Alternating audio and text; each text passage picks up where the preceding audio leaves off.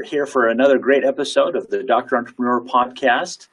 We are here with Michael Dolby, Dr. Michael Dolby. And as you've heard, he is a very successful doctor, but has also moved into an entrepreneurial venture we want to explore a little bit more of. Now, before we do, I want to just ask a few questions just about some of your personal life, how you got how you developed a desire for medicine and this healthcare pursuit. Tell us though, back when you were say 7 or 8 years old, what did you hope and dream in terms of your career? What were some of the things that were running through your mind back then? So that's a long time ago, so I'll have to really from the longest time, I always had a very creative, artistic side to me, and I was really drawn towards being an architect. I just loved drawing. I loved creating things, and I thought that's where I was going to go. And after high school, I was ready, kind of steady on that path to get into architecture.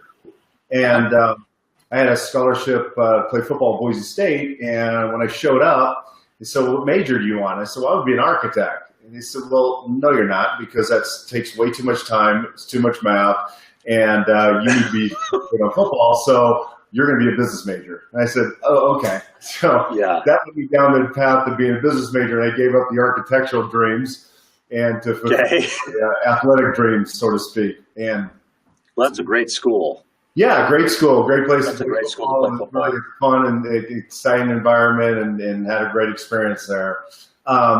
So that led me down to business, and I graduated the business degree and emphasis on human resources, and worked for about a year and a half in sales, typical sales job right out of college.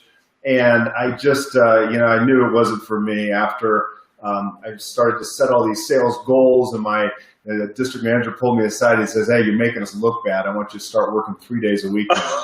I'm like, okay, that's just the opposite of what I thought. I was getting promoted, telling me to do less, so everything else was better.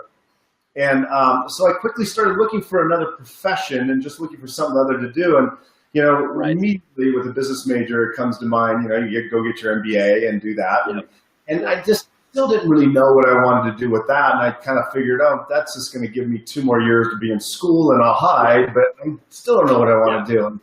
And literally, I was having some time with my dad, and my dad says, "Hey, why don't you?" I was explaining all my frustrations in the corporate world and so forth, and he said, "Hey, why don't you ever consider dental school?" And I'm like, "No."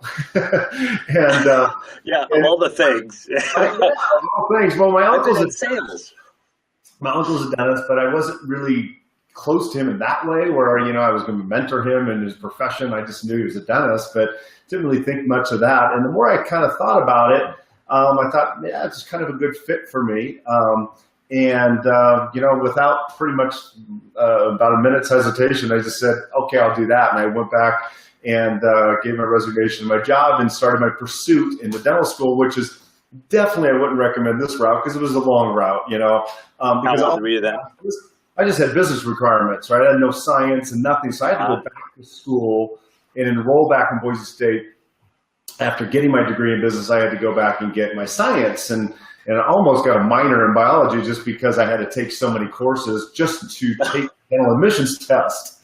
So after a year and a half back in school, I took the dental admissions test and got accepted to several schools, and ended up choosing University of Pacific in San Francisco, mainly because it's an amazing school.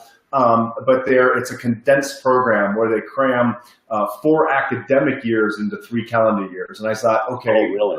Older, that's what I want. And I wanted a fast pace. You don't get any breaks. It's pretty intense, but it's a great education. Did that, and then I went on to even further my education more. I got accepted to a general practice residency at St. Joseph's Hospital in Denver, Colorado. And did that for a year, and then made my way back out Boise by chance. I was out here, I was looking for a practice. My residency was coming to an end, and I went to a dental society meeting, and kind of a weird, that typical story when it's the last guy you think that will be the ticket. It was, and I remember talking to this older gentleman, and he's a dentist, and the whole time in my mind I'm thinking, this guy's probably got some worn out practice and he's just talking my ear off. And at the last, when I was going to leave and go have some dinner, and he put his hand on my shoulder, he said, "Hey, do you got a minute I could chat with you?" And he had this, unbeknownst to me at that time, he had this amazing practice. Ended up selling me the practice, and I moved to it a year after that when I was completed my residency, and I've been in Boise ever since. So it's been a great ride, and yeah, so got really kind of came into it definitely through the back door. Wow. So what was that like, owning a practice? Oh, well, in the beginning, so I was a little bit older. I think I was 30 years old when I entered private practice, which was good because my patients all thought I had probably like 4 years experience when I had really not. Right. You know, it helps to be a little older. You know, I went into it with my business background. I really felt confident, and with the residency that I had, when you do those general practice residencies, it gives you what they say equivalent to about 5 years in private practice because you're doing so much. And so I really felt confident. But then, you know, when you go from dental school, you see 1 to 2 patients a day. When you go to residency, you see 3 to 4, maybe 5 patients a day. Then you get into private practice and you're seeing 10 to 12. It's a big difference. So I was on roller skates for the first couple of years, and it's definitely some stressful times. Not like it is today. After 22 years, it's pretty much you're almost blind. But yeah, those first years were a little tricky to get in, and you know, for dentists that they struggle with is, and which I did too, even being a business major, so you can imagine a biology major would really struggle, is you just inherit this team, you inherit this business. You think you're just going to go practice dentistry, but you inherit a small business and you have no idea how to run it. You have those challenges, and you have the challenges of learning all the new clinical things and being a good, conscientious dentist, a safe dentist. And so all that put together, those first 4 or 5 years are pretty intense years, and just a pretty steep learning curve for myself and really for most dentists that get into the profession. Right. What would you say were some of the major issues when you first took ownership over the organization? Yeah, I think the major issue is just like most dentists, it's just that confidence. It's learning how to, you know, look at a case, diagnose it quickly, not second guessing yourself, having that confidence in your clinical skills, having that confidence in your managerial skills with your team. And it's just a process, you know, that you have to go through. Some do it quicker than others. My initial contract with the gentleman that I bought the practice from, because he had a friend who had brought in a young dentist, and that young dentist took a couple of years to kind of get his feet on the ground. I did it a little quicker than that. So our initial contract that he was going to work 2 days a week for 2 years while he could kind of mentor me and help me through this process. And after about 2 weeks, he realized I kind of had things in check. He decided to take his retirement. So I don't know. I faked my way through it, but I convinced him what I was doing, you know. So it was good. I think those challenges just come with, you know, just getting into real world experience, you know, and knowing that, you know, when you sit down with the patient, having the confidence to diagnose treatment at the highest level, knowing that's the right treatment, not second guessing yourself, and then really empowering your team around you to support your vision of the practice, which may be different than the vision that was previously set by the senior dentist who was there prior. So those are probably the biggest things that I think I run across and did run across when I was coming up. Okay. And kind of unpack how you scaled your business. Scaled my business in what terms? So you started this, so you jumped in, you know, both feet into this dental practice, and talk us through how you've developed the business and where you're at today. So I since I always had this, you know, draw towards business and management and so forth. I thought it was a complete waste of time when I finally decided I was going to go to dental school. And then when I actually got into private practice, I realized it was the best thing I could have ever done, because unbeknownst to me, I was just like most dentists. As soon as I got plopped into this practice, I realized, wow, I actually have a business that I have to run. So all that training came back into play at that time, and it was really beneficial to me. So I set it up, just initially creating and empowering an amazing team. I think that dentists around can just invest their time in that. I see dentistry, the business of dentistry, as a two-part system. You have you as a clinician. Your job is to stay on top of every latest technology and give the best, highest quality of care you can offer your patients in the safest, most peaceful environment. And then you have the hat where you're going to be the manager or the owner of the practice, and now you want to empower your team and you want to create a vision for your practice. And what does that look like? To be able to transfer that vision onto your team so they support it every day.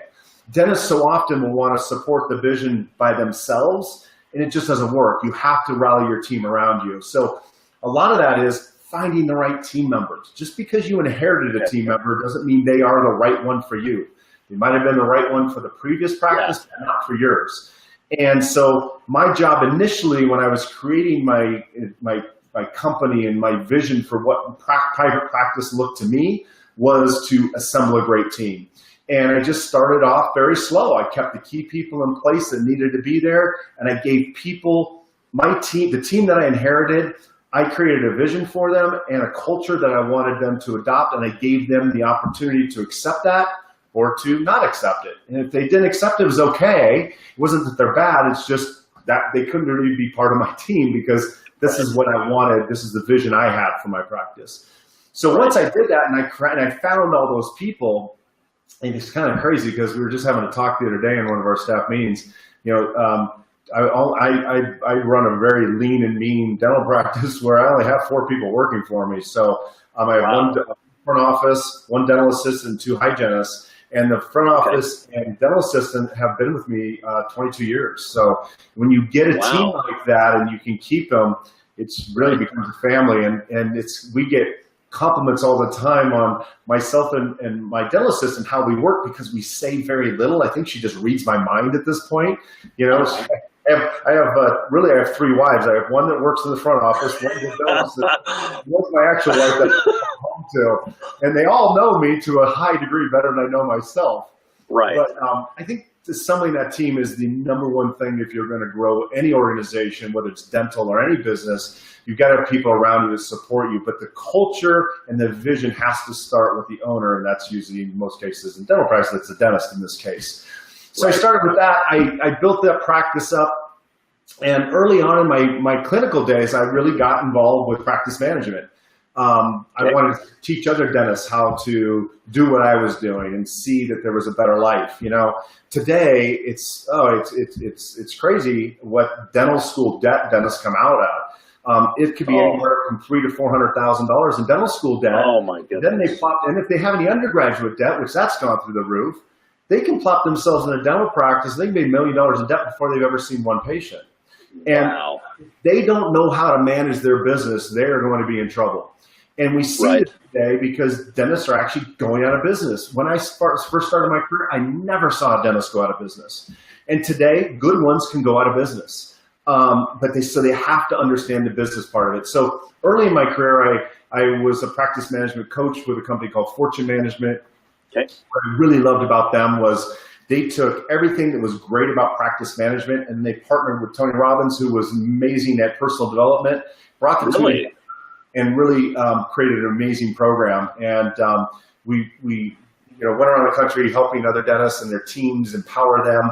And really what it was is the very first thing I said, we were just creating visions and creating passion for what they were doing and setting up different things in their practice to allow them to succeed. And helping them to run more lean, I'm imagining. Just look at every aspect of the practice. So not only empowering your team, creating the culture, but then also looking at the business aspect and understanding your expenses, understanding how production's great, but if you're not collecting those production dollars, it doesn't make much sense. And learning how that whole thing comes down, learning how to give a confident, absolute great case presentation with absolute certainty.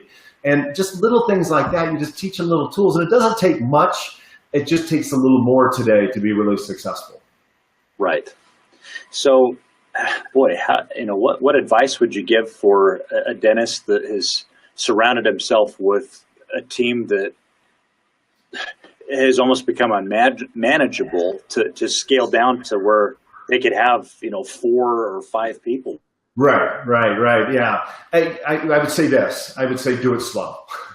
So many times, dentists get out there and they go to they hear a seminar speaker at a dental convention or something, and they go back and they fire half their staff. That won't get it done. That will just cause complete chaos in your practice for the ones that you retain, because they know they're probably next. And you just need to, one, instead of making knee-jerk decisions, create a plan for yourself. Create a vision and a culture that you want to create, and then create action steps to get there. And it might take 3, it might take 6 months to get there. It might take a year to get there, depending on your practice, but you'll eventually get there. And I say, give people the opportunity to succeed. You might have some great people in your practice. They're just under the wrong culture and the wrong environment. Once you change that, they might rise to the top and be an amazing team member for you. So once you set the tone and you walk your talk, right, and you do the things that you're talking about consistently, a dentist that tells their staff to be on time and they show up late every day and leave early every day, that's not a great example, right? You have to be that example for your team. And once you set that up, give your team members a chance to succeed. The ones that don't, they don't. I had a team member one time, I had a hygienist that, great lady, I'm still friends with her today, and I created this culture in the practice, and she came to me and she said, you know what, I think what you're doing is really great. I think it's great for you. It's just not for me. And I was like, perfect. Your job should not be a prison. It should be an opportunity to work for a company that you enjoy and we both enjoy. That's the whole purpose of bringing two people together, right? And if it's not, then it's not. And be willing to let those people go to find a culture that they're comfortable with. And then associate people that support your culture, and your life's going to be a lot better. Practices cannot take off unless they have a team to support them. I love that. And I think it was probably fairly instructive for you to hear that she wasn't a fit in your culture. Perhaps it suggested that the culture, she could see that there was a stark contrast in what she wanted to be a part of and what you had. And so, again, that was probably pretty instructive, and perhaps it was encouraging for you to see that you had developed culture. She stayed, if I forced her, she stayed, or if I didn't give her the opportunity to say, do you want to stay or not? Most people just stay, and then they stay in a job they hate.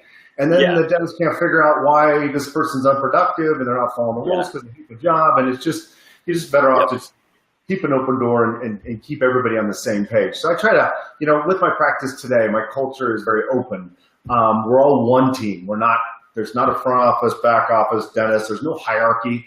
I can't do what I do without the rest of the people. So how would I be any higher than them? So we are a one team, and we all have the freedom to tell each other when, we're not doing something. If I'm not getting my exams on time, I guarantee you, I'm going to have one of my team members come to me and say, hey, get out of your office and get over here. And I've given them the freedom to do that. And when we have that synergistic relationship, it really elevates everything in our practice and really allows us to achieve at a really high peak level. And the most important word I'd use is consistently. It does no good in our business to have one great month and 10 bad ones and one mediocre one. It's best if we're really consistent throughout the year. Wanted to ask what types of tools do you use for practice management and to improve your efficiency? No, I'm glad you asked that because we just created an amazing one. So I was hoping you'd walk us through that a little bit. Yeah. So forever and a day when I was doing practice management coaching and just, to other dentists out there and teaching them all the different tools and systems to bring into their practice, there was, part of that was we created what we would call financial monitors. Basically, every dentist has a practice management software system in their practice. Dentrix software is probably the most prevalent. I think there's about 40,000 users on Dentrix. And then EagleSoft is probably number 2. And then there's some other subsequent ones down the stream that are also very good. But what it has in that, it has all the financial data, production, collections, new patients, insurance, all this stuff goes in there. The challenge with those is the reports that come out kind of look like Excel spreadsheets, and they're very confusing. And for a dentist who's a biology major and doesn't have any business background, it makes it really difficult for him to understand those, and more importantly, for their team to understand those. So we would do, in the old days, what we would do is we would have them manually extract that data and put it into a format that everybody could understand. And so, as you could imagine, that's very time consuming to do that. And I just thought there's got to be a better way. So just last week, we just released this new app. It's called Practice in Your Pocket, and we've automated the entire system. So right now, we are just syncing with Dentrix. And so when you download our app, it goes to your desktop, and it automatically takes all that precious data that you need to operate an efficient, profitable, stress-free dental practice and populates it on a personal dashboard for you that shows your production, collections, new patient, doctor production, hygiene production, breaks it down month to date, year to date, on a daily basis. It lists everything for you, and then it has different practice management tools to help you operate your practice better. One of the tools that I've taught forever was the very simple tool. Dentists want to know all the time, how do I get more new patients? I said, you got to do one thing. And what we coined it in term TLC calls. And all it is that I call my patients at the end of the day, anybody who's gotten numb in my practice. I don't care what the procedure was. If you received anesthetic from me, you're going to get a call that evening or the next day, depending on if they were at the latter part of the day. And it's just a simple phone call. It's just, hey, I was just calling to see how you were doing. Might you make sure everything's all right? And it's usually literally a minute phone call, click. That is the best marketing you could ever do. And in 22 years, I consistently today get patients who will say, I've never had a doctor call me at home. It's beyond any billboard you could ever put up, any TV ad campaign you could ever do. And it's so simple. So I incorporated it in this app where we have TLC calls, and they populate. So when you're on your drive home, you can pull it up on your phone and push TLC calls. It'll bring up all the patients that you have seen that day. You just click on that patient. It's one click on their phone number, give them a call, see how they're doing. If they're doing great, you can dismiss them. They'll be removed from the TLC call list. If they have a challenge and you want to call them back and maybe do a follow-up call in a week or so, you have the ability on your phone to schedule a follow-up call, and it'll repopulate that patient back at that specific date. Also with leaving notes to remind yourself of why you're calling them back. So that feature alone is just an amazing feature that gives dentists tools in their hands that are so easy to operate, and the whole team can do it too. So those TLC calls will also populate for your hygienist, so when she's done root planing on a patient, she will have that patient pop up, and she can call them on her way home and make that connection so that her patients always feel connected, not only when you're in your office, but more importantly, when they're out of your office. So Michael, tell us a little bit more about this TLC feature within the application. Does it provide a notification if you're in the car that says, hey, you need to call the people that had anesthesia? Yeah. So I'll go back and, the TLC calls us to call your patients with dentists. And it's pretty simple system, right? I mean, just make the calls to anybody who's got numb. And then I'll get dentists try to make it so dang complicated. Well, should I only give it for people who have had root canals or people that have major treatment? And my answer to that is no. Everybody gets a call who's had anesthetic, because let's face it, if they got stuck with the needle and got anesthetic, it's a major procedure for them, right? Oh, absolutely. Maybe something very simple like a small little filling, they still deserve a call. So in the past, I've always had dentists just do it off of their schedule before I made this automated system, and they would just check the names off. Well, now with HIPAA laws and so forth, we can't really take that stuff out of the office, so it just doesn't make sense. Plus, dentists would forget to take the schedule. They forget to do their calls. They get home. They go, oh, I really want to call that patient. They don't have access unless they remotely enter into their computer, which is kind of a pain. So we just created part of the Practice in Your Pocket system. Along with your dashboard, you have these tools, and one of them is TLC calls. So you simply just click on your mobile device, on an iPad, desktop, whatever, on your mobile phone. On your way home, you click TLC calls. It has a list of all your providers, your dentists and your hygienists, and it will list all the patients that you've seen that day. Okay, that's great. So for hygienists, it's only going to populate patients who have had procedure codes that warrant anesthetic. So it's not going to populate just regular cleanings and so forth, because there's no reason to call those patients, obviously. But for dentists, it's going to populate all theirs, because just about all those patients are getting numb. And it simply just has their name, and you click on that patient's name. It's going to tell you what you did for them, and it's going to have one-click buttons for their phone number. You click on that phone number, you make a call. If they're doing great, you click a little red dismiss button, and they're removed from that query. They're removed from the list. If it's a patient that you want to follow up with, and you can simply click a little calendar. You can schedule a follow-up call, and you can even leave a note in there. So maybe next week that patient will populate in your TLC calls, and you can see why you were calling them back. It's just an automated, very simple, easy way to stay and connect with your patients and let them know how much you care after they leave your office. Fantastic. And that, I'm telling you, is the best marketing you could ever do. And if you want to just implode your practice with new patients, referrals from your existing patients, but when you think about it, those are the best patients, because if you have a really good patient in your practice, they're going to refer their friends and family, and guess what? Their friends and family are just like them. They're great. Yeah. So they're going to bring other really high quality patients to your practice. If versus you put a billboard out there or a TV ad, it's kind of like fishing. You don't know what you're going to catch, right? Yeah. People could come in just to get the free toothbrush, just to get the discount whitening, or just to get that. But when it's a personal referral from a patient that already has an extreme amount of value, and then you take it a step further and you check in with them, almost like a house call to make sure they're doing okay. I'm telling you, if dentists did that one thing on the app and paid attention to the dashboard and their numbers, the practice is going to excel. So it's really kind of cool. So we incorporated this thing where it's super easy. And the way we designed it was to get the whole team involved. So I have a TV monitor in my staff lounge, and just have our dashboard, the Practice in Your Pocket dashboard up there, so my team can see how we're doing. Are we reaching not reaching our goal?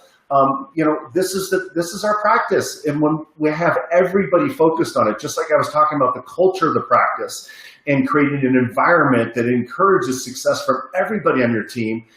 Doctors, you cannot reach your goals by yourself and not telling anybody about it. You have to have your team support you, and this platform achieves all of that, and we're really, really proud of it. What are some of these performance metrics that they're seeing on this dashboard? So you're going to see on the main dashboard, and it's a personalized dashboard. It's really cool because they have the practice's logo. They've got the people, all the doctor and hygienists are all listed by picture and name. Every team member has their picture on there. And the main dashboard is going to have production, collections, doctor production, hygiene production, and new patients. And then below that, for the doctor's eyes only, are overhead, okay? Because it doesn't do much good if we've done a great job meeting our goals. The practice has produced what it said it was going to do. They collected their goal, and then their expenses are out of control. So Practice in Your Pocket also automatically syncs with QuickBooks and Excel. So for the first time, we're able to take all this practice data information, put it in one convenient dashboard, and then take the expenses, also merge it in there, and in one platform we can see just how productive and how, more importantly, profitable the practice is. So that's fantastic. It's really, really cool. You can see it at PIYP.com. You can go see different screenshots and see what we're doing. And we even offer 30 days free for guys we want to get this in people's hands because it's so valuable for them. And like I said, if they just did the TLCs that was on there, that would bring them thousands of dollars into their practice and just excel the growth of their practice. But they're on that main dashboard where you have production, collections, and then the breakdown of doctor and hygiene production and new patients. All of those are just tap on. You click on that screen. Like if I clicked on production or doctor production, it would list all the doctors in the practice. If I click on hygiene production, it lists all the hygienists in the production or in the practice. And then I can click and see if they're pacing to their individual goals of the practice. So you get a lot of detailed information. I get, for the hygienist, I get practice production or their the hygiene production per visit. I get their recare rates, percentage rates of recare, of recycling patients into the recare system. I get doctors' practice production. We get just a lot of drill down, deeper information on the individual success of everybody in the practice and the practice itself. You mentioned that Dentrix is kind of a partner. Your software integrates with theirs? Dentrix, out of the major software companies, Dentrix is probably the largest. EagleSoft, okay. Between those two platforms, they control about 80% of the dental market. Right now, we are syncing just with Dentrix, and we are working, we'll probably have this late this summer, our integration with EagleSoft. So then we'll have both those platforms. Wow. Yeah. Okay. And those platforms don't provide the TLC type of a feature, and no, that's proprietary. Yeah, that's proprietary to us. We're the only ones on the market that have that feature. That's great. There are other dashboards out there, but we've trademarked that because I think it's so valuable and it's just the coolest thing in the world. I use it every day. I had it on my phone yesterday after I saw patients, driving home and check up on my patients. It's just such a great feeling because it's that consistency. And when you do that, you're going to find what dentists will find when they're using that system is your patients, you'll call them, they'll go, oh, I was waiting for your call. They get used to it. And with that kind of loyalty to your practice, right. I'll tell you what, you really got to screw things up for that patient to leave your practice. Well, that's fantastic. I wanted to ask too, how do you feel like your team has helped in having this communications platform evolve? Immensely. You know, when we developed the Practice in Your Pocket, my whole team was involved because I wanted their input. I wanted things that I could place and work that they would love to see, you know, in a very simplistic platform. Some of the other dashboards, there's other dashboards out there that they took a good idea and they made it complicated, and now it's a complicated idea. And right. I knew where dentists needed to be. I knew that if I have a biology major and his main focus is on the clinical care, which it should be, his secondary practice is that management of the practice. It's not the primary. So I've got to have something in front of him or her that is super simple and for the entire team can see that's really simple. So when they do their, like we have a section on there for morning meetings. And you can go and review the previous day. You can review your schedule and just prepare yourself for that day. And then your monthly meetings, there's a monthly meeting tab that lists, and it has everything on there. You know, production, everybody's goal to production, collections, new patients, just a breakdown of all the individual things we're trying to accomplish in the practice. But when you give that information to your team and make it accessible to them, they're just more likely to adopt and see those goals come to life. So they were a huge influence. And I changed a lot of screens just for them, just so that because they look at it and go, that doesn't make sense. And I changed it around so it makes sense to them. Because if it makes sense to me, that's only one part of it. It's got to make sense to my entire team. So they were a huge, huge part in putting this together because I knew I wanted it for other team members, for other dentists out there throughout the country to be able to benefit just as I have. And it's for dentists only, correct? We've only tapped into the dental market. So yes, this is only available to dentists. Okay, and for those that are watching, is there a way for them to see a demo? Is that on the website that you just mentioned? Yeah, we will have our demo. We can, if you call our number on the website, we can schedule a demo for you. We will be placing a demo on our website shortly. We're working on that. We have it just about finished. We just have to get it logged onto our website. You just launched recently. We just launched last week. Yeah. We just launched last week. We've had just an amazing support from the dental community. I mean, so many industry leaders are I'm just in love with it because we created it for dentists. It was designed by a dentist for dentists and my team. You know, we know what you needed to see, and we created it specifically for that use. But you can also get on YouTube. We have a YouTube channel. Just go to Practice in Your Pocket, type in there, and you'll see a YouTube video, and it kind of gives you even more in depth of what the product is all about and so forth. Okay, great. Wanted to ask, if you were to look back on your life at the end of everything, what are some of the things? What are some of the things that you hope to provide as part of your legacy? Oh, that's a great question.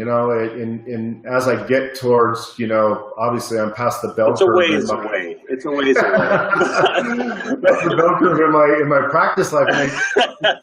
22 years in private practice, I just feel like today I appreciate it more than I ever have. In my early years, and I would give this advice to dentists, young dentists especially, and young meaning anything less than 10 years in practice, it is hard. It's a challenging, mentally, physically, challenging profession that can sometimes take the most of you. And usually what I'll see with dentists in their practice and why those first 10 years are so stressful is because a lot of it has to do with the practice management part of it. They're just frustrated with it. At the end of the day, they're trying to manage their business and they just don't have the tools in front of them or even know where to go. And that's a lot of the reason why I created this platform, was because practice in your pocket could just eliminate that portion of it. But I would say, to enjoy every day. God blessed you with having the skills and the intelligence to be a dentist. And he also blessed you with having people give you the opportunity to care for them. I mean, it's a pretty intimate relationship we have with our patients. They lie down in our laps and we stick and we get them numb. I mean, that's not, there has to be a lot of faith, a lot of trust. And I think just, at the end of my career, I'd like to say that I made a difference in all the patients that I had the honor to care for, that I made dentistry a little less intimidating, and that it can be, an environment that isn't so scary. And then for the team members that worked around me, I would say that I would hope that they would remember my passion for the profession, my passion for their happiness and involvement to just create something outstanding. And, and then as for my family, just knowing that, you gave it your best every day. You got up every day and you worked hard for them. You worked hard for their legacy. And, I think once you do those things, you check those off the list, you've had a pretty darn good life. Fantastic. Talking about having a good life, one of the last questions I wanted to ask you, what would you say are 3 things that have become absolute truths for you in living a happy and fulfilled life? Wow, good question. I think the absolute truth is just, be true to yourself, be honest with yourself, always operate with absolute integrity, and live by all your morals that you have when nobody's looking. Stay true to yourself, stay true to your family, and most importantly, this might sound a little cheesy, but I've been on this planet a long time. Choose to be happy. Choose to embrace every day. Choose to see the great things in every day. We can get caught up in our practice. We can get caught up in life and the business. And, in this culture, we go and go and go. And, it's just taking a time out and saying, man, my life is really blessed. No matter where you are at whatever stage of your career you're at, you're truly blessed. And you should always be in a place of gratitude. I'm so glad that you said that. That's one of my truths. I sincerely believe that if you live a grateful life, you live a happy life. You do. In fact, I heard an interview the other day on the radio, and she said, and this lady was talking about this book she wrote, and she said, you cannot be in a state of gratitude and be unhappy. It's impossible. Those two can't operate at the same time. So if you're ever in a challenged mood, if you think of all the great things you have in your life, it's impossible for you to be sad. But I can get sad like that. All of us can, if we think about all the negative things in our life. So just choose to be happy. Absolutely. Well, on that note, thank you so much for making time to be with us. Our listeners can go to, again, what was the website? It's PIYP.com, practiceinyourpocket.com. Okay. And where can our listeners get to connect with you? You're on LinkedIn. I'm on LinkedIn. They can connect with me on the website on pyp.com. They can connect with me there. We have a 1-800 phone number. They can connect with me there. I'm pretty much everywhere. You can find me. Okay, and the name of the practice? My personal practice? My personal practice that I work in is Cottonwood Creek Dental, and then our platform that we created for dentists is Practice in Your Pocket. Great. Well, thank you so much. We look forward to answering any questions. If you have any questions, audience, we'll make sure to get those to Michael. And we'll go ahead and end that. Michael, if you'd stay on the line. Absolutely. Thank you so much. I really enjoyed this. It was really fun connecting with you guys. And I always love chatting about dentistry. And if there's anything I can ever do to help dentists succeed in their practice, well, I'm here for you. So please reach out to me, and I'll do everything in my power to make your practice a little greater. Fantastic. Well, we'll end on that note. Thank you so much, and everybody make it a great day. Thank you.